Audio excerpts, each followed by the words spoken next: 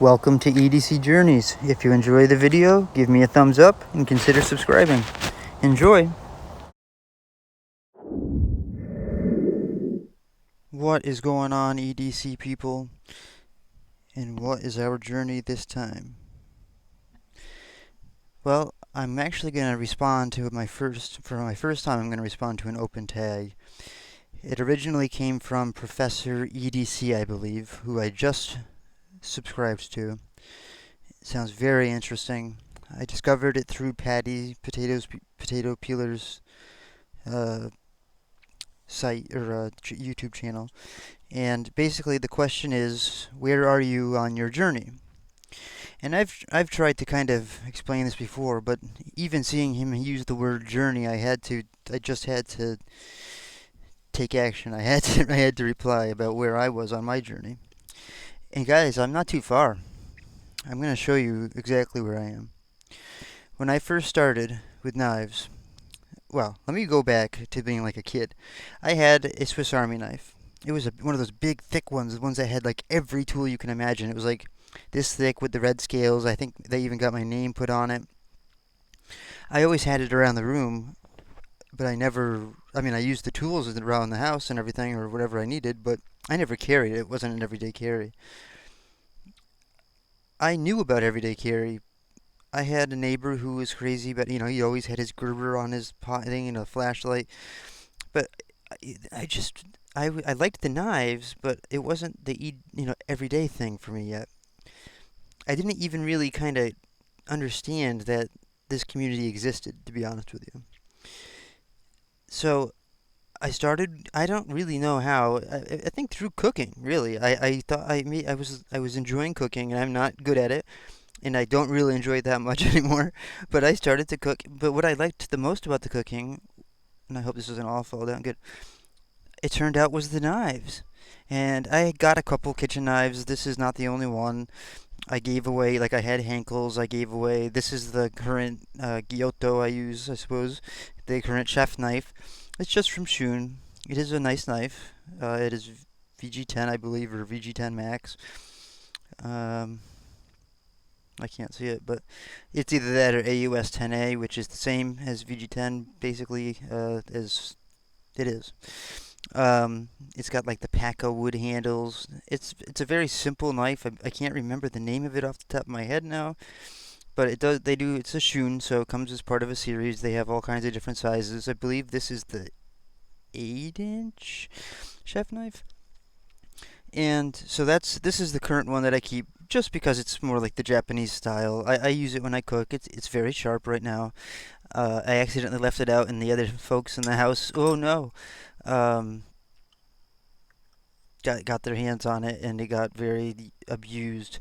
So I had to remedy that and take it away from everyone. um, Abused meaning left in the sink and not wiped off, and using the marble slab as the cutting board where they would cut right down and smash into the, oh god, it gives me the heebie-jeebies nowadays. Because I was into Japanese, I started into cutlery, and then of course I went to the Japanese cutlery. I had to have a Yanagaba.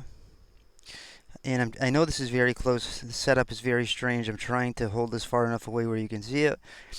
And it is a kitchen knife, so it's abnormally long for this channel. A Yanagaba, for those who don't know, is the Japanese, essentially sushi knife.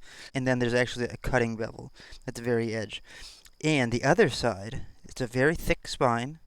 On the opposite side, it's not only flat ground, but it's ground and it's hollowed out in the middle. Not hollowed out, but like think of a hollow ground cut pocket knife. See the edges? You can see where my sharpening stone is touched and where it hasn't. More mall ninja-ish stuff. I'm not gonna.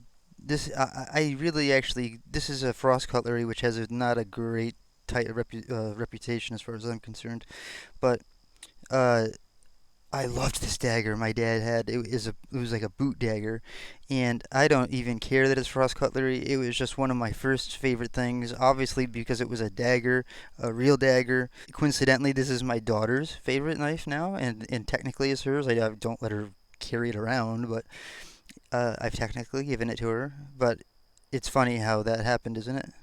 It was my father's, and I loved it. He did it to me, and then it's going on to my daughter, technically, or the other. This is a representation of the knife that my dad had. He used to have a Buck 110. Actually, it was an Uncle Henry Buck 110 or whatever. But this is not that knife. I just recently explained what happened with that. This was given to me graciously by my neighbor, who also made this wood display for me. Um, Essentially to replace my dad's now broken Buck 110. The spring broke on it, and it was just a mess. We would have had to pay to have someone fix it. Anyways, he comes over, and I gave him a knife because I, at that point, had started into this community, and that's kind of what we do, right? We love giving people knives. We do. And the joy they get out of it. Well, I gave him a knife, and he gave me one too. And this was his. And this was a promotional for this particular company. Anyways, I sharpened it up nice and essentially gave it to my dad, and he's very excited to now once again have it. I used to play around with this. I believe it was his also, but it was like the mini version of the 110. So I definitely played around with this, and my original thoughts were Winchester. Don't look at that shiny. I'll explain that. But my original thoughts were Winchester. That's a good knife company, so I've got a good knife. The shiny parts come later, more recently, when I did not learn about hollow grinds and I was trying to put a mirror polish on it and get rid of the Winchester. This would be a typical knife that I would have had, and again, not like EDC when I was a kid. It was just more like when I needed it. But I did like them. I've always had this kind of love for a knife. I don't know where it came from. I just always liked them. That's the typical knife I would have had growing up. This is more modern than that, but whatever. Then my dad always was into knives as well, but not quite as hard as I am now, but he always was, and he would have things like this. Okay, and so I always had things like this laying around, not laying around, but accessible that I could watch, either depending on my age, watch him use or use myself. He never carried it like an EDC. I just appreciated it. He may have carried it, but I don't know. You fast forward to the Army. This particular one is not the exact one that I got from while I was in the Army, but I did have this exact knife and model when I was in the Army. I also watched Murray Carter, who you all may know or may not, and if you don't, you should look him up. Very interesting guy. Uh, I watched him sharpen serrations out. So I was like, I really don't like serrations. So I was trying to sharpen the serrations out at one point too. It just became a project that I never got back to. And then, fast forward, I still have like the gun company kind of knives around. That's what I would use. Take a look. But then I get into sharpening, and look at what I did to this thing to try to sharpen it. The problem was pressure. I would just bear into it and not stop, and I was not only removing too much steel, but I was dishing out the stones or ruining the stones, really. But getting into the sharpening part of it, I started to love sharpening more than, well, not more than, but as much as the knives. So I would start to sharpen my kitchen knives, and I'd sharpen. That's when the stories of these hollow grind Chinese come in. That's where this comes in, right? So I went and bought a real knife. I learned there's real knives out there, right? So I go to a website and I buy one that looks as close to. I didn't know anything about copies or clones or anything, and to this day, Gonzo to me is not a clone. Should they have copied the exact design of something? No. But did I have any idea about that then? No. All I knew is it looked like it had that hole that I recognized other guys having, and it was cool looking, and this is the pattern they had available, and I was in the Army, and okay? And Gonzo led on, it's a little bit out of order, but as you can see, I kind of got more into Gonzo as I learned about steels, and this is a very recent one, but blade shapes, this I would have thought would have been the ugliest shape when I was younger. This would have been the last shaped blade I ever got. And now it's one of my favorite. I am totally on a budget and brand new to this, guys, just like you probably. Um, Unemployed during coronavirus, and uh, raising a daughter as a single father. Not, I mean, her mother raises her too, don't get me wrong, but somehow I was still into the kitchen cutlery. I started watching Jeff Jewell sharpen. And that's how I started to learn to sharpen. Jeff Jewell, I would just practice and practice and practice and practice and practice and practice and watch him and watch him and watch him and watch him for hours. And at some point, he started discussing Paddys Potato Peelers. So I checked him out. And then that was it for me. Paddys Potato Peelers introduced me to this community. And I've seen his response to this post, or this tag. And we have communicated once or twice over Instagram, and it was awesome because I really look up to the guy because he got me into this. That's what it was. As I was getting into this, I was learning about D2 and 440C, and it's hard because it kind of happened in stages. You know, I was learning about kitchen knife metals, so I was getting into steels. And I had this problem where I was pushing down too hard. And I even went and bought a diamond stone, probably based off of a Jeff Jewell or a Paddys video, or then who knows what videos I started to watch because I was then blown into the whole community. I went and got a DMT, interrupted pattern diamond stone, and that's I have no idea for sure, but that's probably what it did. My daughter loved this knife. Hey, look, a gun company, but it was an older knife I had, probably because of the gun company name. And she likes the fact that it said horse on it. So I was trying to sharpen it up for her. And I was so upset when I basically ruined it. I told her I made it into a dagger. Don't tell her that. My point is I was learning about steels. So I get to Outpost 76. This guy got me sucked into steel. Like overnight I became a steel scientist. I watched his videos and his cut tests and his retention, and I was so interested in. And then that brought in love of them knives with the Rockwell testing, both of them together. All of them. The group of people who sent things off to Kurt to be Rockwell. So then I started watching Kurt, and oh god, it blew up. It just blew up from there. Okay, so this is the time frame that I'm trying to remember when this. I would say within the last 2 years, or Outpost 76. He tells me, I think, I can't remember exactly, but I think I maybe said I kind of wanted to start a YouTube channel, or maybe he suggested, something happened where we had a conversation about YouTube. Well, wait a second, I'm not some expert in anything. I'm a beginner. But that's exactly the point of the channel. I'm just starting, you're following along with me. So I started my channel, EDC Journeys. I just jumped into it. I said, I'm not going to have any fear. I'm just gonna, well, I have massive anxiety problems, but I'm not gonna have any concerns about what people think, comments. I'm just gonna jump into it, and I don't care. I know I'm going to make this work. A couple people sent me some great gifts, okay, and I'm not gonna specify names or anything at this point. Some of them know who they are. They all know who they are. The very first gift, very first gift, was this knife. It's from another YouTuber, or at least in the community. Great guy. We talk still to this day. It was the first D2 steel knife I ever had. I was out of my mind wild about it. So put this into perspective, the time frame wise. This is the CJRB Feldspar Mini. So that's about when I was like plunging into EDC. A couple others. Here's two. Amongst others, actually here's three. Sorry about the bad review on this one. To help me out with some channel content, he sent me some knives, and it wasn't to borrow, because other people have done that, such as, I'll say Neve's Knives. They've sent me knives to borrow to review, high-end knives that obviously they weren't going to just be like, hey, here's, but they've sent me knives to review. With the help of those people, this has been able to happen. Meaning I've had more to talk about. Little things, $20, $30 gifts, nothing, don't get me wrong, I appreciated it so much, because to me, the day I got this, it was so cool. I didn't care or know anything about Free Tiger. All I knew is it was D2, which was my newest thing.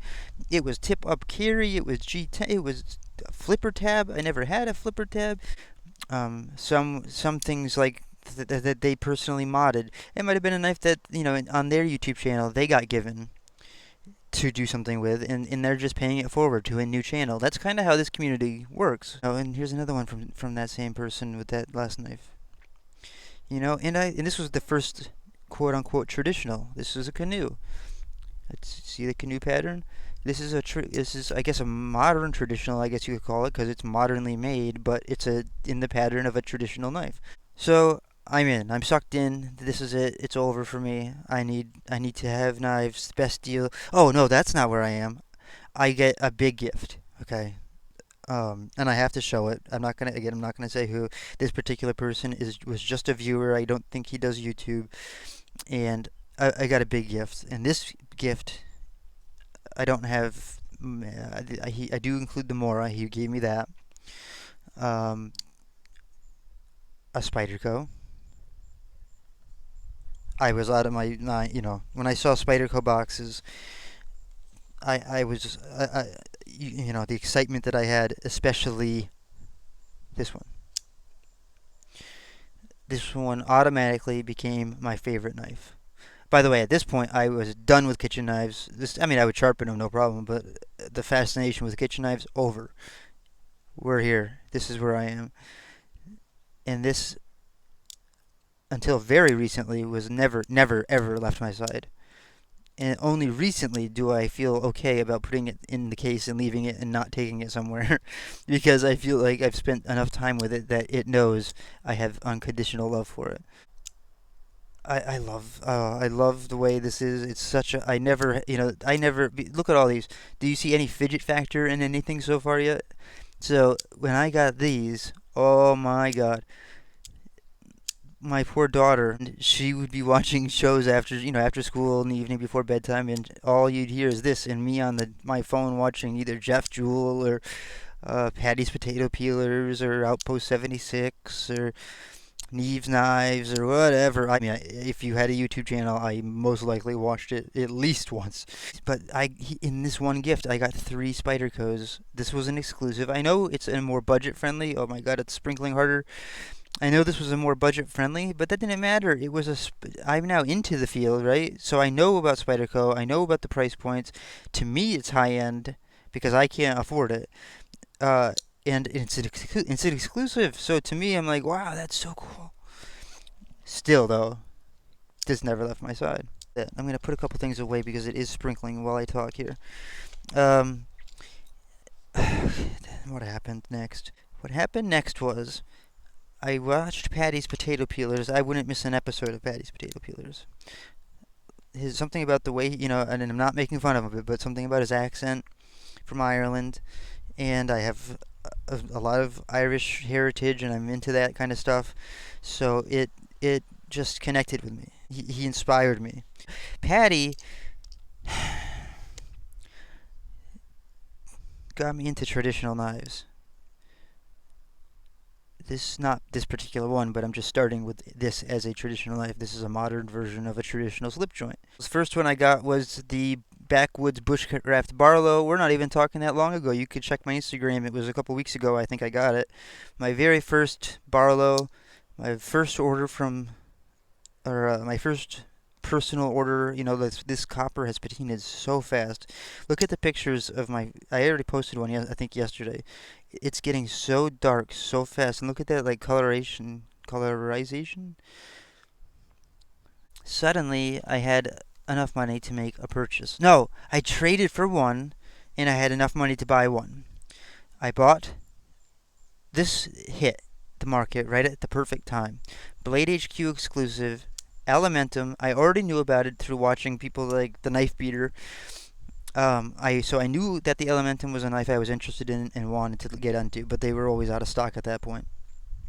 Blade HQ gets an exclusive S35VN micarta Alimentum. So no brainer to me. I buy it. That's the first one, new modern expensive premium steel knife I have, and I love it. Just like the Para 3. So this is in the top 3. I'm going to show you the top 3. Para 3, is one. Alimentum micarta is one. The third one, this is the one I traded for. I traded Love Them Knives. I had a.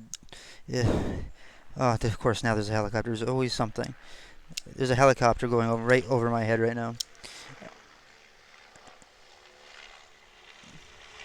This knife is not old. So this again, realize my story goes way back, but it's not until way forward that I'm really into this, and it's now.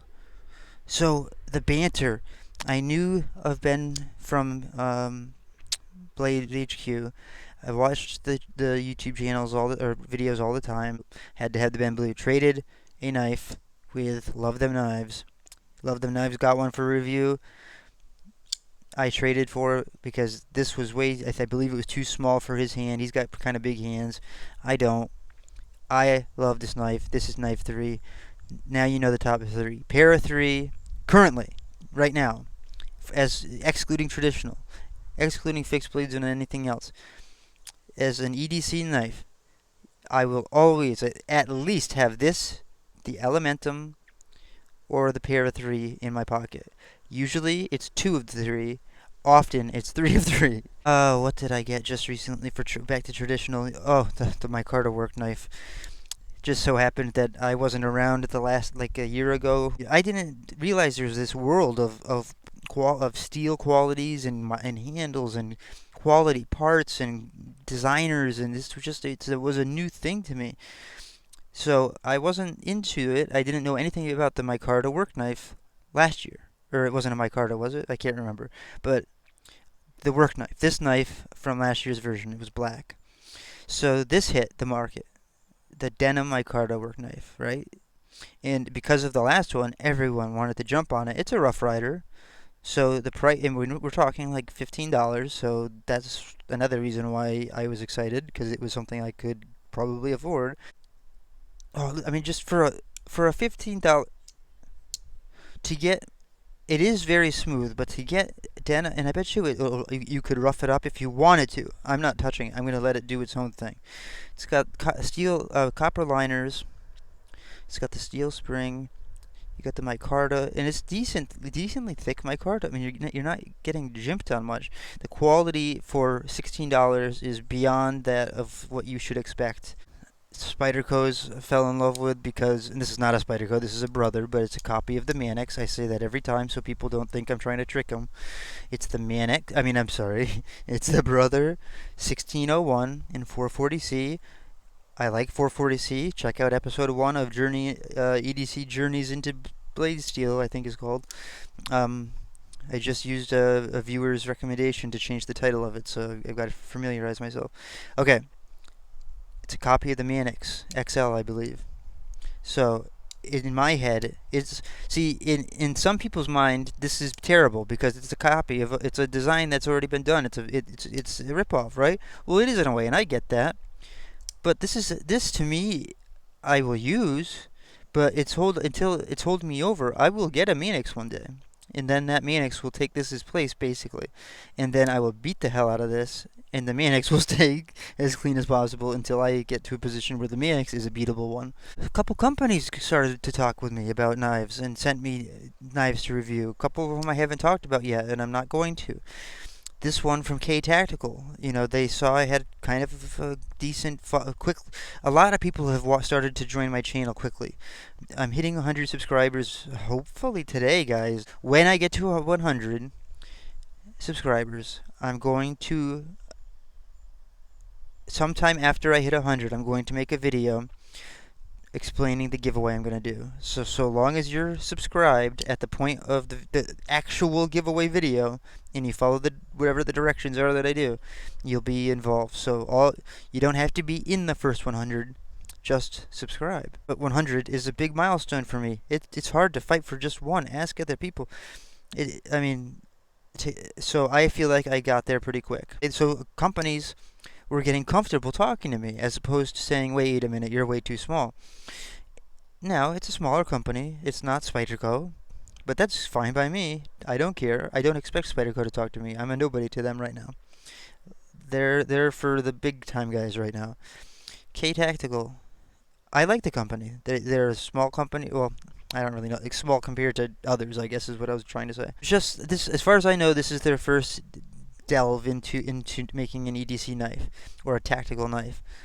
It was in some ways surprisingly good. In some ways, yeah, I gave it a good review though.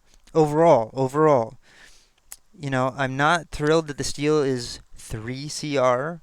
Okay, yes, 3CR, but before you go, oh, well, and click off. Listen, check out what I did with it, and then I don't remember if I did a sharpening on video or not, but this is now sharper than it was when it came, and it's the very knife that I did what I did with. It's because the 3CR, if you're a beginner, it's a dream to sharpen up.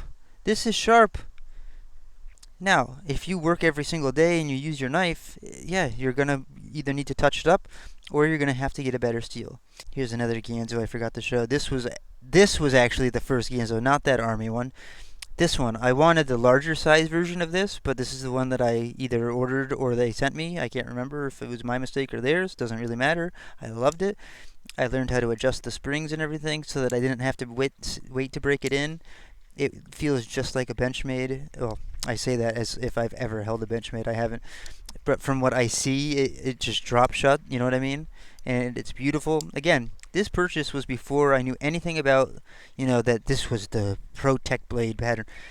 I didn't know that. I just knew that it was a cool knife. It was different than what I've seen. I have never had a carbon fiber.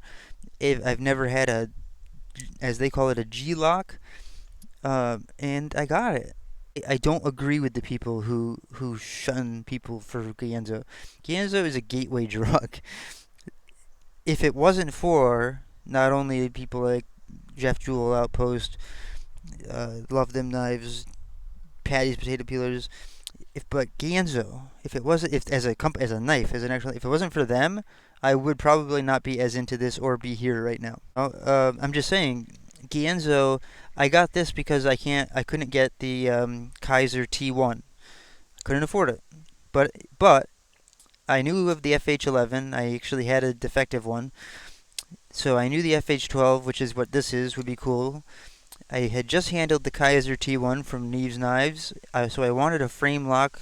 I can't get titanium at my price range. So check it out. Kershaw is a recent thing I got into. Where did that one go? And it was not because of the gift one, but that one came in at the perfect timing.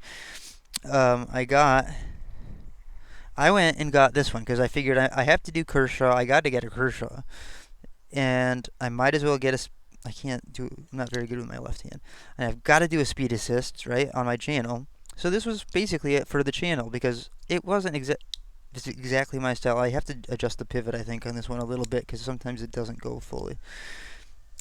But this is the Kershaw Hotwire. I did it. I used it. I beat it, and I reviewed it. Check that video out if you'd like. I don't know how to put the little tags up in the corners. I know how you're supposed to be able to do it, but I can't figure out how to get it done, so there's not going to be anything to click. I brought my daughter with me that day. She picked out too. This was her favorite, so I had to get it. And it's still one of her favorites. When I ask her, I always put a few knives in front of her, and I'll always say, which one's your favorite? If you're a follower of my channel, you've seen me do now 2 interviews with her. And I do that to her all the time. I love knowing how she thinks at that age, at 10 years old. That does have sentimental value to me for the simple reason that she picked it out, she likes it, and had that story behind it. She also picked this one out. Here's the Kershaw Leak, which I'm going to show next anyways, which was sent to me as a channel gift, just for a size comparison. Okay, Kershaw Leak, yep, that one was a gift. I mentioned I'd used it. I think I did a review of it. I just haven't done a sharpening on it yet. But as for speed assist, it's definitely my favorite. There's several versions of this knife because it's very popular at this point. I've shown you the dagger. Man, this is old. I don't know. I mean, I don't really know how old it is, but it was my dad's. Then it became mine, really. and technically it's now my daughter's. I've given it to her, but like I've said, there's really nowhere that I let her carry this. But in her head, she knows it's hers, and one day when it's appropriate, I will officially hand it to her to just do what she does with, Maybe. Really. And then there's knives that you're currently reviewing. Now they've one stayed away from the knife whisperer. We are hoping to one day do a collaboration. Neither one of us can get together right now, but we would love to do it. We're going to, and we both have daughters about the same age. Okay, there we go. I had to put a couple knives in a certain spot. So now you see before you my strop, and my 3 knives that I have trouble with. And I've asked multiple times. I've Instagrammed, I've YouTubed, I've asked my daughter, which one would you pick out in the morning? These two are S35VN. This is S30V. What's the deal with my Carta in the rain? What, can it get wet if it rains? If it's a rainy day, do I want to put that one away and just focus on my G10s? Here's what I usually do. Because I had the Spyderco the longest now, and that's not that long, but because I've had it the longest and it's had the most pocket time and the most use and the most sharpening, and it's the one knife that I fixed up a little bit by replacing the screws with new factory screws, just simply so that it was purely black again. At the time, it was still my best top knife. I didn't have the other ones. I talked Spyderco into sending me new black screws so that it would be, there would be no little scratch marks where you could see the shiny stuff. So I was all excited about that. Because of that, and it being one of my favorites, I still take it out. I still use it often. It's still in the 3, but I can justify leaving this one, even though I love to fidget with this one. Oh God! But because of the reason I'm trying to keep it nice, because I'm collecting it now more than using it, really, to be honest. It's usually these two, and the truth is, I carry both because I can't decide. I can't believe I don't know if it's sprinkling here and there. We're definitely going to get rain. It's supposed to rain all through the night into tomorrow, which means I'm definitely going to have to do some version of a video inside for tomorrow, or maybe later today. I don't know. Yeah, so what's the deal with my Carta in the rain? Should I leave that at home if it's a wet day? Or is it okay in the rain? That I should know. Let me know about that down below.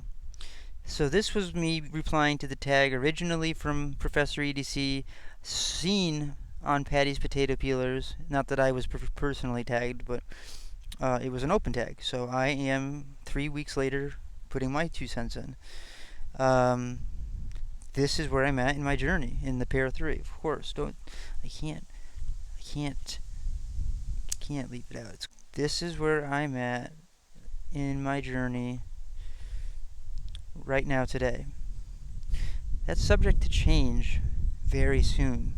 So there's a lot of stuff to come, a lot of blades I've never touched before I'm going to be able to touch, some of which keep, some are for the giveaway, okay, because the giveaway is going to be pretty cool. So, subscribe to my channel. There's more to come. I'm doing a series in steels to compare different steels. I'm a newbie, like probably you. But maybe not you, but probably you.